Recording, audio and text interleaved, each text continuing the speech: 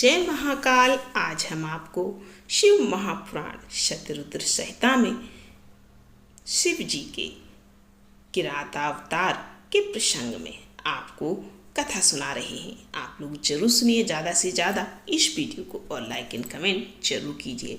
और प्लीज़ एक मेरा क्वेश्चन है कि क्या आप लोग सावन में शिव महापुराण कथा सुनते हैं? अगर सुनते हैं तो मेरे चैनल पर आपको शिव महापुराण की संपूर्ण कथा मिल जाएगी, जो कि शायद और किसी ने आपको सुनाई हो।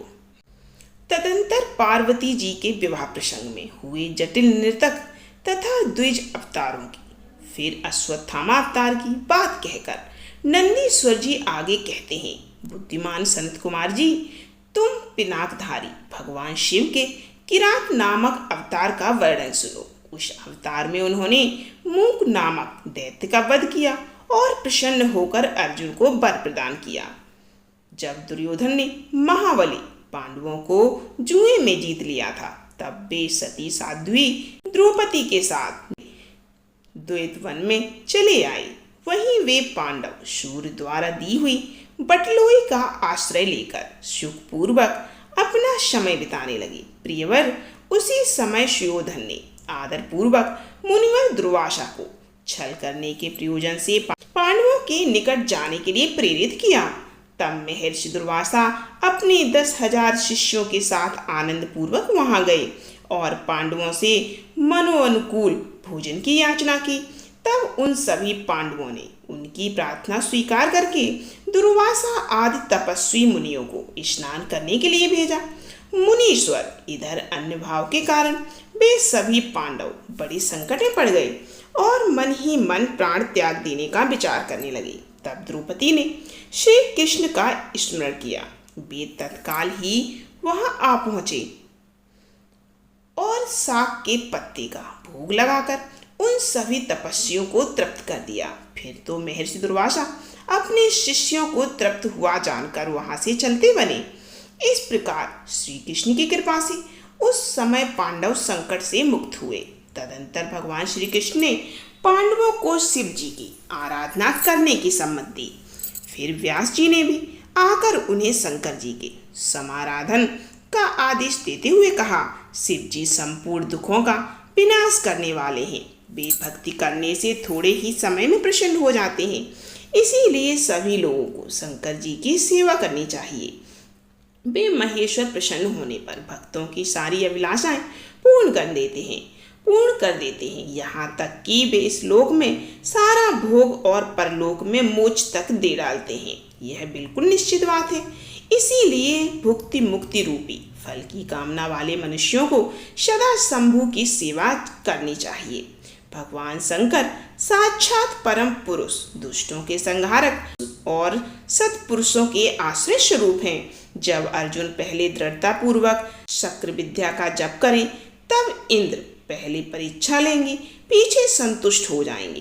प्रसन्न होने पर वे सर्वदा विघ्नों का नाश करते रहेंगे और फिर शिव जी का श्रेष्ठ मंत्र प्रदान करेंगे। नंदीश्वर कहते हैं, मुने, इतना कहकर व्यास जी अर्जुन को बुलाकर उन्हें शक्र विद्या का उपदेश देने को उद्यत हुए। तब तीक्ष्ण बुद्धि अर्जुन ने स्नान करके पूर्व मुख बैठकर उस विद्या को ग्रहण किया।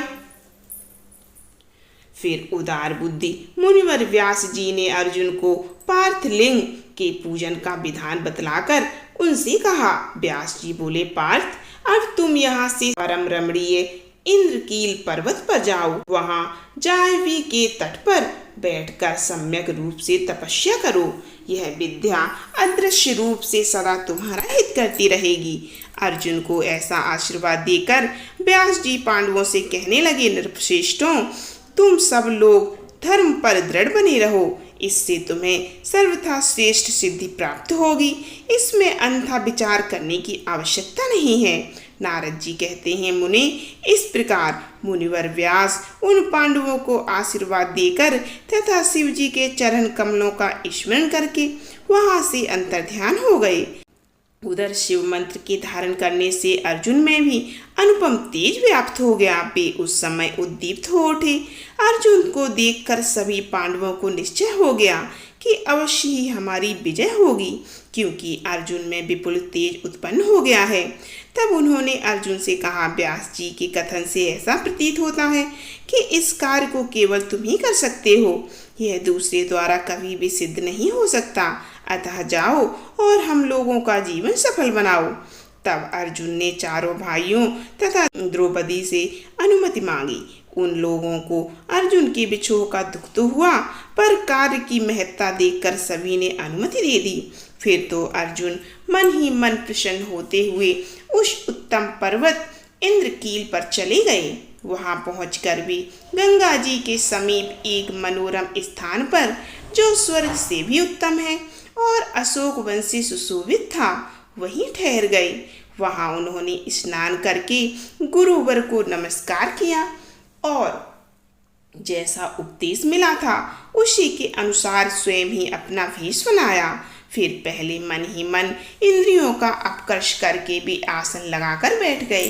तत्पश्चात समसूत्र वाले सुंदर पार्थिव शिवलिंग का निर्माण करके उनके आगे अनुपम तेजो राशि शंकर का ध्यान करने लगे। वे तीनों समय स्नान करके अनेक प्रकार से बारंबार शिव जी की पूजा करते तथा उपासना में तत्पर हो गए। तब अर्जुन के सिरोभाग तेज की ज्वाला निकलने लगी। उसे देखकर इंद्र के गुप्तचर भयभीत हो गए। वे सोचने लगे, ये यहाँ कब आ गया। पुनः उन्होंने ऐसा विचार किया कि यह घटना इंद्र को बतला देनी चाहिए। ऐसा सोचकर वे तत्काल ही इंद्र के समीप गए। गुप्तचरों ने कहा, देवेश, वन में एक पुरुष तप कर रहा है, परंतु हमें पता नहीं कि वह देवता है, ऋषि है, सूर्य है अथवा अग्नि है। उसी के तेज से संतप्त होकर हम आपके निकट आए हैं। हमने उसका चरित्र भी आपसे निवेदित कर दिया। उचित समझे वैसा करें। नंदीश्वर कहते हैं, मुने, उन गुप्तचरों के यूं कहने पर इंद्र को अपने पुत्र अर्जुन का सारा मनोरथ ज्ञात हो गया। तब वे पर्वत रक्षकों को विदा करके स्वयं वहां जाने का विचार करने लगे। विप्रवर इंद्र अर्जुन की परीक्षा करने के लिए वृद्ध ब्रह्मचारी ब्राह्मण का वेश बनाकर वहां पहुंचे। उस समय उन्हें वहां आया देखकर पांडुपुत्र अर्जुन ने उनकी पूजा की और फिर उनकी स्तुति करके आगे खड़े हो पूछने लगे, ब्राह्मण, आप बताइए, इस समय कहाँ से आपका शुभ आगमन हुआ है। इस पर ब्राह्मण वेशधारी इंद्र ने अर्जुन को ऐसे वचन कहे जिससे वह तप से डिग जाए, पर अर्जुन को दृढ़ निश्चय देखा। तब अपने स्वरूप में प्रकट होकर इंद्र ने अर्जुन को भगवान शंकर का मंत्र बताया और उसका मंत्र जप करने की आज्ञा दी। तदंतर अपने अनुचरों को सावधानी के साथ अर्जुन की रक्षा करने का आदेश देकर वे अर्जुन से बोले, भद्र, तुम्हें कभी भी प्रमाद पूर्वक राज्य नहीं करना चाहिए, परंतु यह विद्या तुम्हारे लिए श्रेष्ठकारी होगी। साधक को सर्वदा धैर्य धारण किए रहना चाहिए। रक्षक तो भगवान शिव ही हैं। वे संपत्तियां और फल मोक्ष दोनों समान रूप से देंगे, इसमें तनिक भी संशय नहीं है। नंदीश्वर कहते हैं, मुने इस प्रकार अर्जुन को वरदान देकर देवराज इंद्र शिव जी के चरण कमलों का स्मरण करते हुए अपने भवन को लौट गए। तब महावीर अर्जुन ने भी सुरेश्वर को प्रणाम किया और फिर वे मन को वश में करके इंद्र के उपदेशानुसार शिव के उद्देश्य से तपस्या करने लगे। ये थी आज की कथा। आगे की कथा में हम आपको सुनाएंगे कि कैसे शिव जी ने ली अर्जुन की परीक्षा और कैसे उन्हें दिया वरदान। तो फिर मिलते हैं इस कथा के अगले भाग में। वीडियो को पूरा देखिए और कमेंट में जय महाकाल जरूर लिखिए।